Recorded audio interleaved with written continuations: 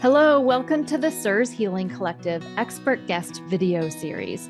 I'm Jenny Johnson, the host and facilitator of the CIRS Healing Collective, which has been a resource for aspiring CIRS overcomers to share and connect from around the world since 2020.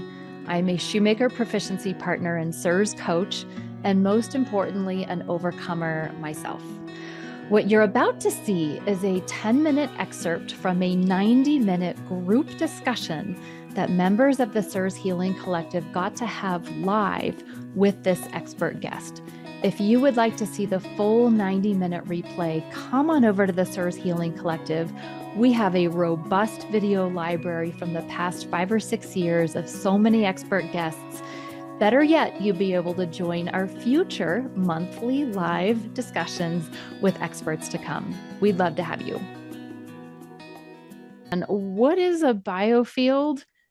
And then maybe we'll talk about biofield tuning. So like quantum physics, biofield science, maybe you can give us like the high level, like 101 on what that even is. Okay.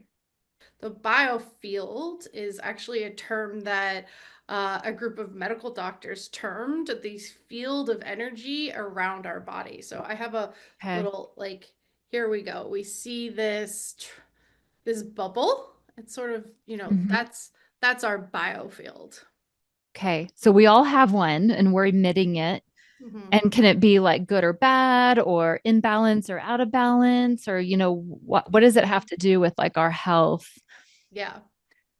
So to Okay, so in biofield tuning, we see Okay. the biofield as being the storage of our memories. So we Okay. think like our brain, right? Very often, like the memories are stored in our brain. We see them as being stored in the field. Whether or not they're stored in the brain, that's another issue. So Mhm. the founder of Biofield Tuning hung out in people's energy fields for 20 years and she mapped it out very similarly to the way people or scientists have mapped out the brain. And what she found was the biofield wasn't so random that there was actually it was able to be mapped out. For example, the outer edge of the field here is birth and gestation. And as I get closer to the body, we're getting closer to somebody's current age. Oh, interesting.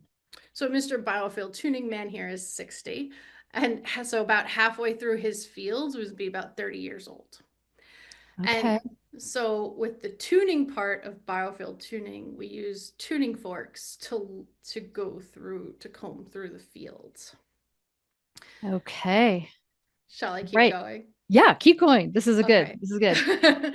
So what we have what when we input a very what's supposed to be just a clear 170 hertz, frequency, or it could be any tuning fork, but tuning forks generally just have one note.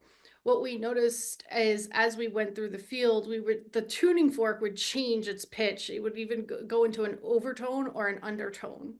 And that's quite curious because as we go through the field as the practitioner, you can also feel the field get more vibratey, so to speak, in that area, or we call them sticky spots.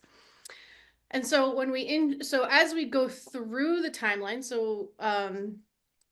I'll use the timeline as the example. If, for example, Mr. Biofield Tuning Man at halfway through the field at 30 years old, he got into a car accident, we might hear an overtone. If he was lethargic or fatigued, right, we might hear an undertone. Okay. So very much the same way music evokes emotion, we're hearing Mm, that storage of information in that biofield. And wow. so you can liken it to putting a needle on a vinyl record. I'm listening to the song of Wow. your life just with a tuning fork in your biofield. Okay, so my first question here, and I know this is a little unscripted, so you can just tell me, Jenny, come back to the script. But so you said when you're working through someone's biofield, what is that? Are you so tell me how you assess somebody's biofield if they would come and work with you. How do you work through it? So, like, what does a session look like? Yeah, I guess so. When you said you Yeah, get to 30 years, how do you get to it? Are you using a tuning fork physically and coming up yeah, next to them? Are you using your yeah. own body as an instrument? Can you feel it? Yeah. Okay. So you're Like using a here tuning fork. are, yes, these are the actual instruments. Okay. So you activate it, you get a sound. And as we go through the field, that sound will like start to screech or start to go into an undertone. That Okay. screeching sound is generally something like shocking or alarming or like an accident, right? Okay. That undertone, I'll stop, we stop in these Okay. places. And that so that undertone, I think I mentioned this already, but that undertone generally will like suck the sound out of the fork really quick. And Okay. that's how you know, like it's somewhat like water in a desert.